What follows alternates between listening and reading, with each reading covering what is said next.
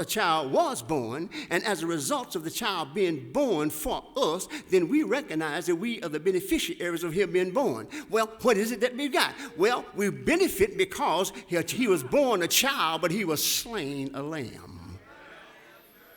He was born a child, but he was bruised for our iniquities. He was born a child, but he preached the good news that he was the Son of God. And he was born a child, yet he emptied himself and became as we are, that to make us like him. Yeah, for us, a child was born. And because he was born, we have the benefit that there is no temptation that we cannot escape. Hallelujah. Because the child was born, we get tempted by a lot of things.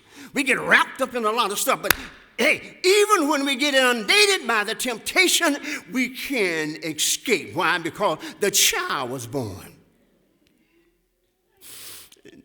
1 Corinthians chapter 10 and verse 13, it says, there hath no temptation taken you, but such is common to man. But God is faithful, who will not suffer you to be tempted above ye are able, but will with the temptation also make a way to escape, that you may be able to bear it. Now, what all that mean, Reverend? I'm saying that a child was born, and because he was born, that we don't have to waddle in our temptation. Yield not to temptation, for yielding is wrong. Nothing comes to us that we cannot escape. Let me just drop a dime on you right quick. Y'all quit talking about, I just can't quite get out of this. It's just too strong for me. The temptation just got a hold of me. And when I fall into it, I don't know how to get out of it. Quit lying and quit feeling sorry for yourself. If you have any relationship with God at all, there is no temptation. And whatever jumps on you, it ain't nothing new. It's been running around here a long time.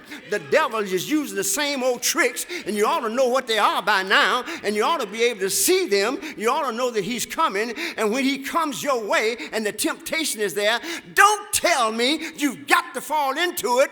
Tell me that because the child was born, when you see that temptation, you can say, hey, baby, deal with the hand, because I just ain't got time to fool with it.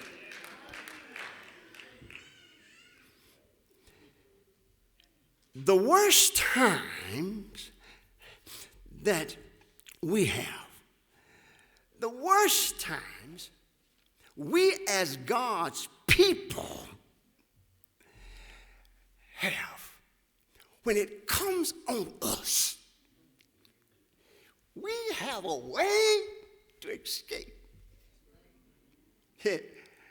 Because he's with us. Because he's Emmanuel. Listen, and I don't like so much to talk about he's with us as much as I like to say he's in us. Because if he's with me, yeah, I can appreciate that. But it's better to have him in me. Because if he's with me, I might run off and leave him. But if he's in me, I can't go anywhere that he's not. I can't get into anything that he's not there with me to get in. But see, when he's with me, and when I'm tempted, when I'm into my stuff, I don't have to worry, because I've got a way to escape. And every child of God has an escape. And the escape word is, you got a password? When I was fooling around in the Army some years ago, and we go out on patrol, before you got back, you got to have one of those passwords. I forget what they call them now. I've been out so long. But when you go back to the line, you want to get back into your friendly line, you had to say what the password was. Halt, who goes there? What's the password, or whatever they say. And you tell them what that word is, and then they let you on in. We as children of God, we've got a password that gets us in. Yeah. Whenever stuff get to shaking you, you don't feel that you got to stay in there, Because all we've got to do is use our password. And the password is nevertheless. Nevertheless. See, we have a nevertheless that we can rely on and bring balance to us when we're in our trouble. Yeah, see, we are persecuted by the government. Nevertheless, we are not forsaken.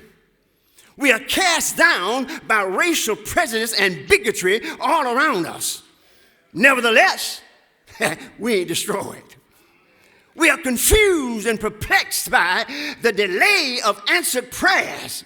Nevertheless, we are not distressed. Why? Because God is always coming. He may not come when I want him, but one thing for sure, he's going to show up.